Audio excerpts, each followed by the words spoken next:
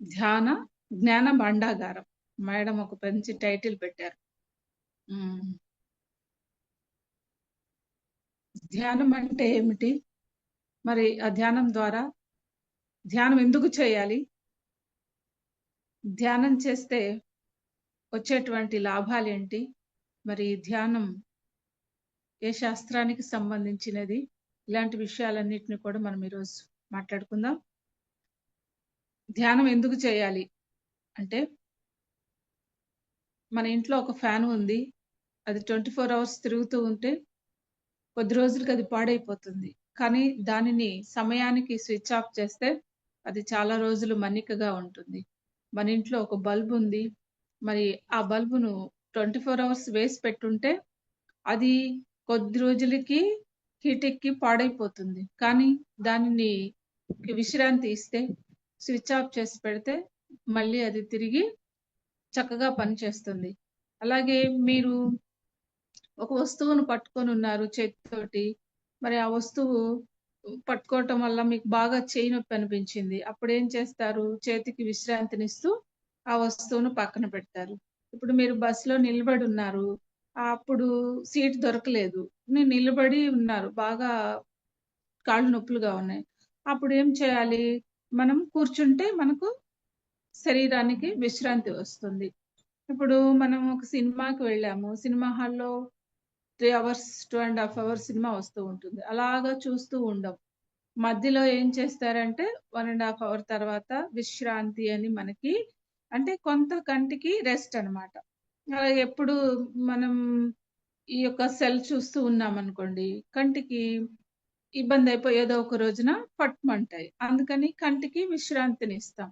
అలాగా ఈ విధంగా వస్తువులకు కానీ, మన మనం శరీరానికి కానీ అన్నిటికీ విశ్రాంతినిస్తున్నాం. కానీ మనసుకు, ఆలోచనలకు ఇవ్వటం లేదు. కనుక మానవుడు ధ్యానం ఎందుకు చేయాలి అంటే, మనసుకు విశ్రాంతి, మైండ్‌కు విశ్రాంతి కోసం ధ్యానం చేయాలి. ఈ ధ్యాన సాధన ద్వారా మన లోపల ఉండేటువంటి అనేకమైనటువంటి అనవసరమైన విషయాలన్నీ కూడా పక్కన పెట్టేసేస్తాం. ఒట్టి మాటలు కట్టిపెట్టు, గట్టి మేలు తరపెట్టబోయ్ అంటారు మనకు పెద్దవాళ్ళు. ఇప్పుడు మనం అన్ని ఒట్టి మాటలు, అనవసరమైన మాటలు మాట్లాడుకుంటూ ఉంటాం. కానీ గట్టి మేలు తలపెట్టబోయ్. గట్టి మేలు ఏంటి అంటే, ధ్యాన సాధన చేయటం, ధ్యానాన్ని 10 మందికి పంచటం, జ్ఞానాన్ని స్వాధ్యాయం చేయటం, ఆ తెలుసుకున్నటువంటి జ్ఞానాన్ని, అనుభవ జ్ఞానాన్ని సజ్జన సాంగత్యం ద్వారా అందరికీ పంచడం. ఇవి గట్టి మాటలు. ఈ గట్టి మాటలను ఎప్పుడైతే ఎదుటి వాళ్ళ హృదయాల్లో మనం నాటుతామో, అప్పుడు వారు కూడా వాళ్ళ జీవితాల్లో వెలుగులను నింపుకుంటారు. మన యొక్క ప్రతి మనిషి యొక్క జీవిత ధ్యేయం ఏంటంటే, మనల్ని మనం ఉద్ధరించుకోవాలి. మనల్ని మనం వెలిగించుకోవాలి. తద్వారా అందరూ వెలిగించబడతారు. మన చుట్టుపక్కల ఉన్నటువంటి వాళ్ళు కూడా. అలాంటి ఈ ధ్యాన సాధనని మనము చేయాలి. కనుక ఈ ధ్యానం ఎలా చేయాలి అంటే, శ్వాసానుసంధానం. శ్వాసతో మనం అనుసంధానమై ఉండడం. మరి శ్వాస కలిసి ఉంటే కలదు సుఖం అని ఒక సామెత ఉంది మనకు పెద్దవాళ్ళలో. దేంతో కలిసి ఉండాలి అనేది మనకి సహజంగా చెప్పేదేంటంటే, ఇంట్లో మనుషులు కలిసి ఉండాలి. కానీ మనం ఆధ్యాత్మికంగా చూసుకుంటే, కలిసి ఉంటే కలదు సుఖం అనేది, మన శ్వాసతో మనం కలిసి ఉంటే మనకు సుఖం అనేది వస్తుంది అని చెప్పి అక్కడ చెప్పటం జరిగింది గురువులు. కాబట్టి మన శ్వాసతో మనం కలిసి ఉండటం ద్వారా మనకు సుఖం వస్తుంది. అప్పుడు మన స్వస్వరూపంలో మనం ఉంటాం కాబట్టి, ఎప్పుడైతే మన ఆత్మ స్వరూపంలో మనం ఉంటామో, అప్పుడు మన శరీరానికి ఆరోగ్యం వస్తుంది, మనసుకు సంతోషం వస్తుంది, బుద్ధికి వికాసం వస్తుంది. అలాగే ఆత్మకు అనుభవ జ్ఞానము, అనుభూతి లభిస్తుంది. ఇవన్నీ కూడా మనల్ని చైతన్యవంతులను చేసి, మన జీవితాల్లో మన జీవితం యొక్క మన కర్తవ్యం ఏమిటో ఆ కర్తవ్యం వైపుగా మనల్ని నడిపిస్తాయి. మనం రైట్ డెసిషన్, సరైన నిర్ణయం తీసుకునే విధమైనటువంటి మంచి ఆలోచనలు కూడా మనకొస్తాయి. మరి మానవ ఇప్పుడు మన యొక్క మనసు అంటే ఏంటి అంటే, ఆలోచనల సమాహారం. ఆలోచనలే మనస్సు. ఈ మనస్సు అనేక చోట్లకు పరుగులు పెడుతూ ఉంటుంది. పరుగులు పెట్టే మనస్సును మనము దానిని కట్టివేయలేం. కానీ దాన్ని ఆహ్, బంధించలేం. కానీ దానిని ఒక చోట గనక శ్వాస మీద గనక ధ్యాస పెడితే అది చెప్పిన మాట వింటుందనమాట. ఇప్పుడు ఒక చేప ఉంది. మామూలుగా చేపలున్నాయి మడుగులో. అది చేపలు ఎవరు వచ్చి మనకు ప్రైమ్ మినిస్టర్ దిగొచ్చినా సరే, ఆ చేప బయటికి రా అంటే అది బయటికి రాదు. కానీ చెప్పిన మాట వినొచ్చును. కానీ జాలరి వచ్చి వల వేస్తే ఖచ్చితంగా వలలో పడుతుంది. అలాగే మనం కూడా ఈ ఆలోచనలు ఆగిపొమ్మంటే అవి ఆగిపోవు.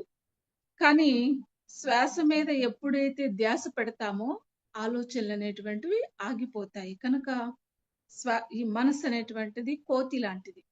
కోతి అసలే అది కల్లు తాగింది. ఇంక దాని పరిస్థితి చూడండి.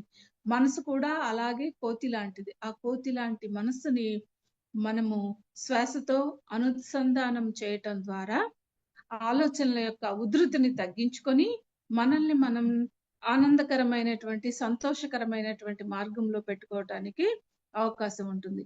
మానవ జీవిత సార్థకతకు ఆధారం ఏమిటి అంటే ఆలోచనలు.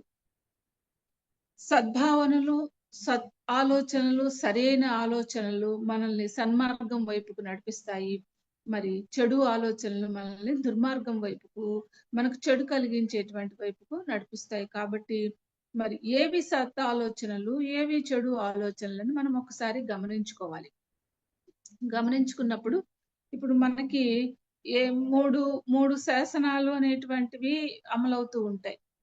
ఒకటి ఏంటంటే పాపము చేత దుఃఖము, అలాగే పుణ్యము చేత సుఖము, జ్ఞానము చేత మోక్షము అని చెప్పారు. ఈ 3 మనకు అమలవుతూ ఉంటాయి.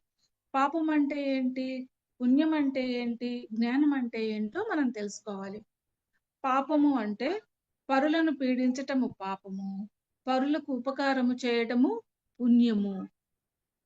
కాబట్టి పాపాయ పరపీడనం అని చెప్పి, పరోపకారాయ పుణ్యాయ పాపాయ పరపీడనం అని చెప్పి మనకి ఆర్యోక్తి.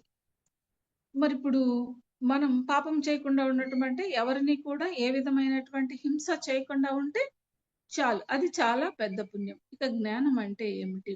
జ్ఞానం అంటే మన హృదయంలో వెలుగుతున్నటువంటి మన యొక్క స్వస్వరూపాన్ని మనం అనుభూతి చెందడం, అలాగే అందరిలో ఉండేటువంటి ఆ వెలుగును, ఆత్మను అనుభూతి చెందడం జ్ఞానం. అభేద దర్శనం జ్ఞానం. ధ్యానం నిర్విషయ మనః. మరి అలాంటి జ్ఞానం మనకి ఎలా వస్తుంది అంటే మనకి చెప్పారు. శంకరాచార్యులు వారు చెప్పారు. కురుతే గంగా సాగర గమనం వ్రత పరిపాలన మధవాదానం జ్ఞాన విహీన సర్వమతేన ముక్తిర్న భజతి జన్మశతేన అన్నారు. ఎన్ని జన్మలెత్తినా కూడా నీకు కనుక జ్ఞానం లేకపోతే 100 జన్మలకైనా ముక్తి రాదు. నువ్వెన్నైనా చేయొచ్చు గాక. అంటే గంగలో స్నానం ఆడొచ్చు, లేకపోతే ఇంకా నువ్వు దాన ధర్మాలు చేయొచ్చు, వ్రతాలు చేయొచ్చు, ఎన్నైనా చేయొచ్చు. కానీ నీకు తద్వారా నీకు దుఃఖరాహిత్యం అనేటువంటిది కలగదు. జ్ఞానం